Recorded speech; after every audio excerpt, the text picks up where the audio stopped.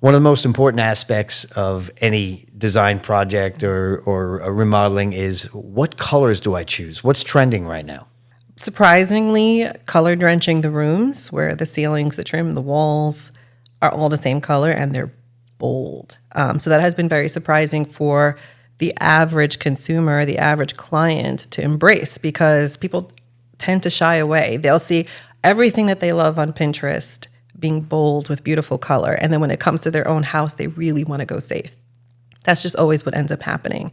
So this idea of color and warmth, I think, is beautiful. I say draw down a level from the bold, stay with something neutral. The blues, the aubergines, the reds, all that stuff is wonderful. The greens especially. Try to go for a midtone that keeps it more timeless. If it's too bold, it might be too bold for you and sooner than you think.